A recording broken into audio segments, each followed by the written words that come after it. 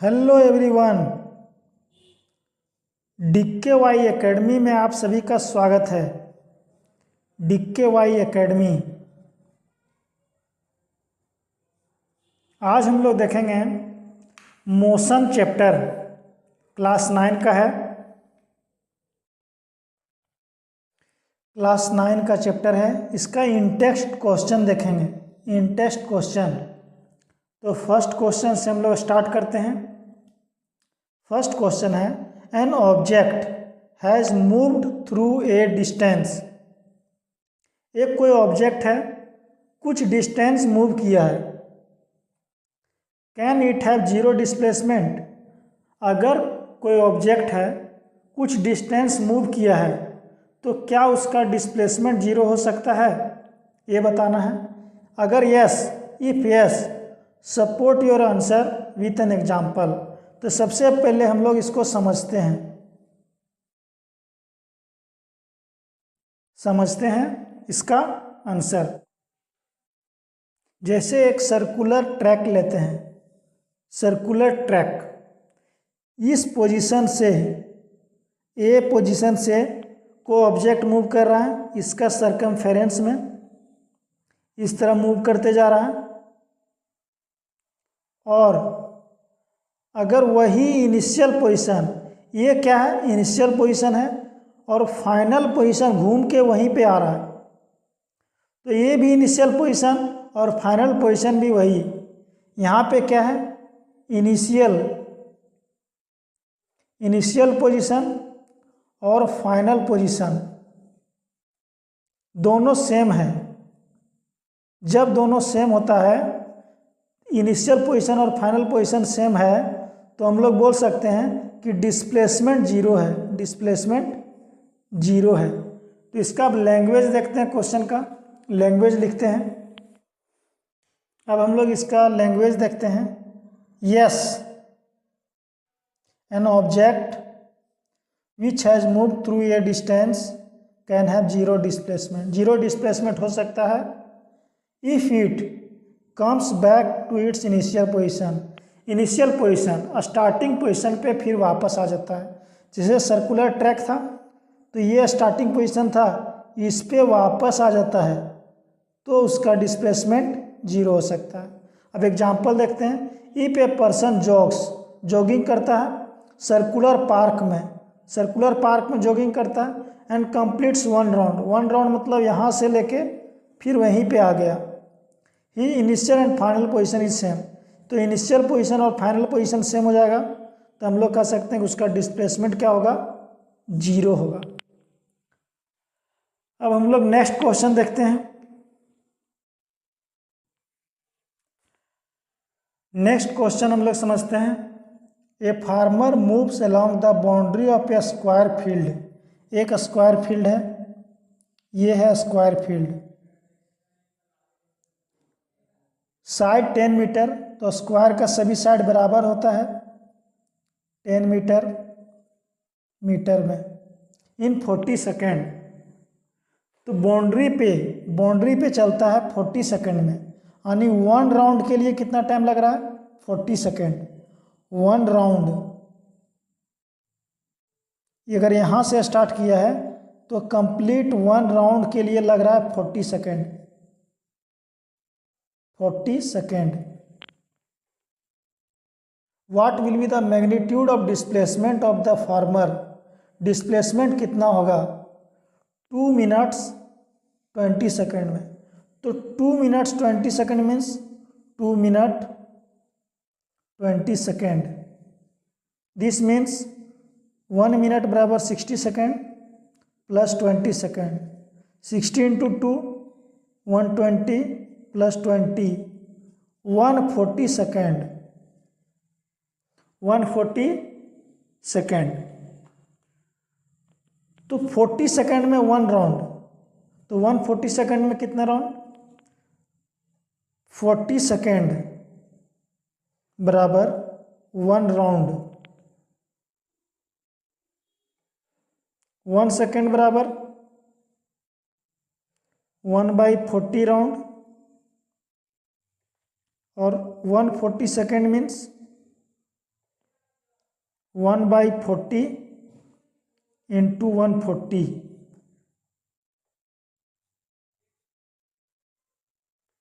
7/2 आणि 3.5 round 3.5 round.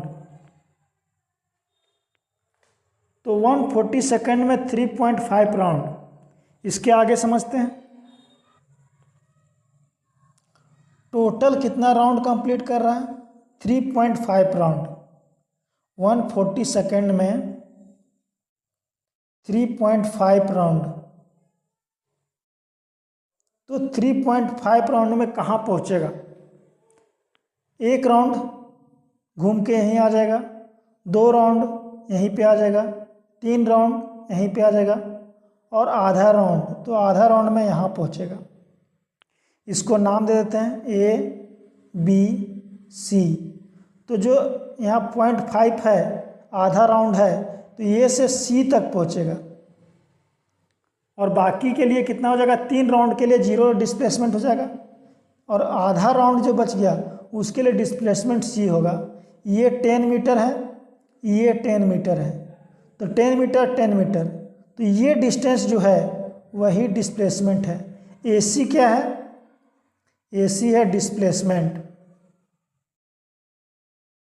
AC हम लोग निकालेंगे पाइथागोरस थ्योरम से। तो AC का स्क्वायर बराबर 10 का स्क्वायर, ये 10 प्लस ये 10 का स्क्वायर, BC 10 का स्क्वायर, तो AC बराबर ये जो स्क्वायर है इधर आ जाएगा रूट अंडर 10 का स्क्वायर प्लस 10 का स्क्वायर, तो ये 10 का स्क्वायर कितना होगा, 10 का स्क्वायर होता है 100 और ये 10 का स्क्वायर 100, तो 100 100 200।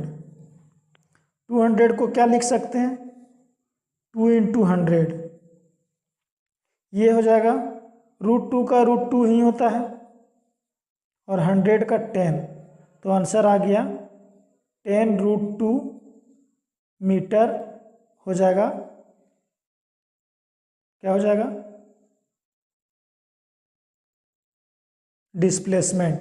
√2 का भी वैल्यू होता है 1.414, इसको अगर 10 से मल्टीप्लाई करें तो 14.14 मीटर ये हो जाएगा डिस्प्लेसमेंट। ये 10 है, √2 का वैल्यू 1.414। तो हम लोग ये क्वेश्चन नंबर 2 देख चुके हैं। अब हम लोग देखेंगे question number 3। Which of the following is true for displacement? Displacement के लिए कौन सही है?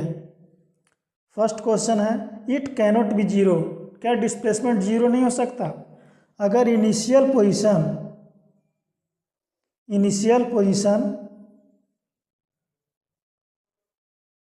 Equal to final position initial position final position के बराबर हो जाता है तो डिस्प्लेसमेंट जो हो जाता है, डिस्प्लेसमेंट जीरो हो जाता है। ये गलत है, false statement. Second, its magnitude means numerical value, जैसे 8, 10, 20 numerical value is greater than distance travel by the object. जैसे यहाँ से हम देखते हैं यहाँ तक कोई चीज़ चला, ए पोजीशन से बी पोजीशन चला, तो डिस्टेंस भी सेम है और डिस्प्लेसमेंट भी सेम है। ये डिस्टेंस है, मान लेते हैं 2 किलोमीटर, तो डिस्टेंस भी यही है और डिस्प्लेसमेंट भी यही है। तो डिस्टेंस और डिस्प्लेसमेंट बराबर हो सकता है, लेकिन डिस्प्लेसमेंट जो है, डिस्प्लेसमेंट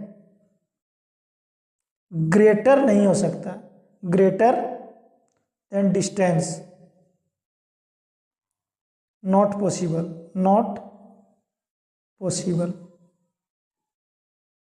इक्वल हो सकता है।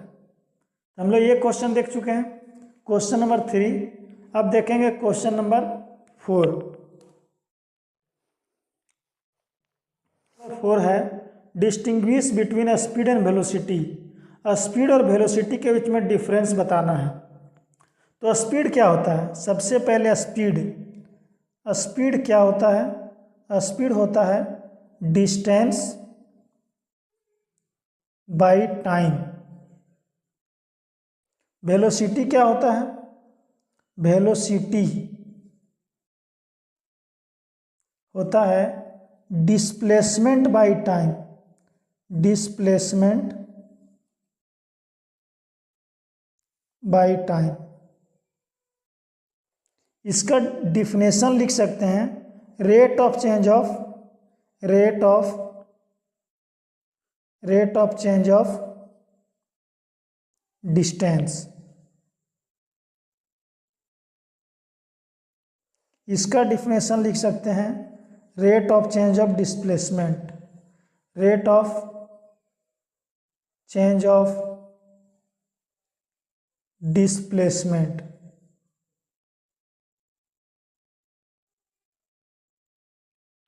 सेकेंड पॉइंट है स्पीड जो होता है स्केलर क्वांटिटी है। कैसा क्वांटिटी है? Scalar quantity. स्केलर क्वांटिटी का मतलब है ये सिर्फ मैग्नीट्यूड पे डिपेंड करता है। Magnitude. Magnitude means numerical value. Numerical value. इसका नो डायरेक्शन, कोई डायरेक्शन नहीं होता है। नो डायरेक्शन, डायरेक्शन पे डिपेंड नहीं करता है। सेकेंड पॉइंट है जो वेलोसिटी होता है ये वेक्टर क्वांटिटी होता है। Vector quantity.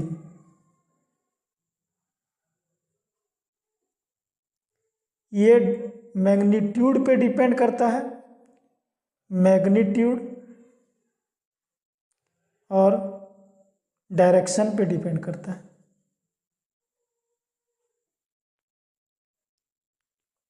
नेक्स्ट पॉइंट देखते हैं। स्पीड जो है डिस्टेंस बाई टाइम होता है। Distance by time. इसीलिए never be negative. Never be negative. Negative नहीं हो सकता क्योंकि डिस्टेंस नेगेटिव नहीं होता है।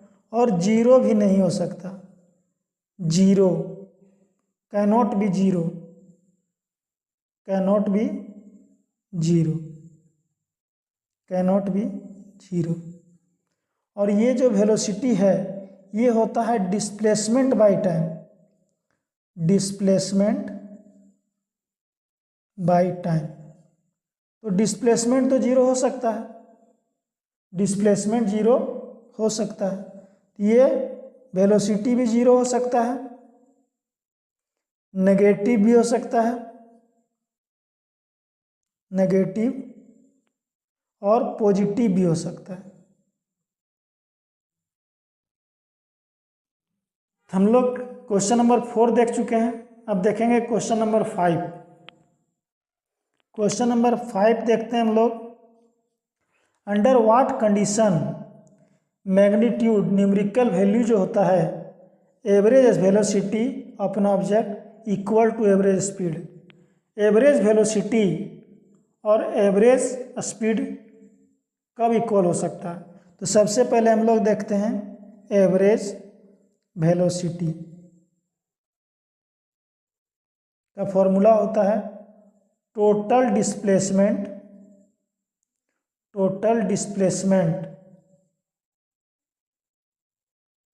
By total time. Average speed क्या होता है? एवरेज स्पीड होता है टोटल डिस्टेंस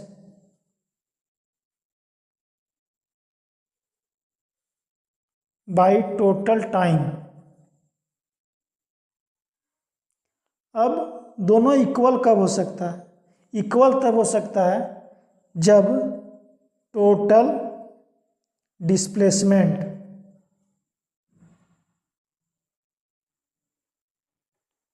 बराबर हो जाए टोटल डिस्टेंस के। टोटल डिस्प्लेसमेंट और टोटल डिस्टेंस बराबर हो जाएगा तब एवरेज वेलोसिटी और एवरेज स्पीड इक्वल हो जाएगा। अब हम लोग क्वेश्चन नंबर 5 देख लिए। अब देखेंगे क्वेश्चन नंबर 6। क्वेश्चन नंबर 6 है what does the odometer of an automobile. Automobile means vehicle, कोई भी गाड़ी। Odometer of an automobile measures, तो ओडोमीटर जो लगा होता है ये क्या मेजर करता है? ये डिस्टेंस ट्रेवल्ड को मेजर करता है। डिस्टेंस ट्रेवल, डिस्टेंस ट्रेवल्ड को मेजर करता है। अब देखेंगे क्वेश्चन नंबर 7। नेक्स्ट क्वेश्चन है what does the path means रास्ता of an object look like when it is uniform motion. Uniform motion में होगा तो यूनिफॉर्म मोशन सबसे पहले हम लोग समझते हैं distance time graph. Distance time graph, ये है डिस्टेंस, ये है टाइम। यूनिफॉर्म मोशन रहेगा ये 10, 1 second, 2 second, 3 second. Uniform motion रहेगा तो पाथ कैसा होगा? स्ट्रेट लाइन होगा, स्ट्रेट लाइन। और डिस्टेंस टाइम ग्राफ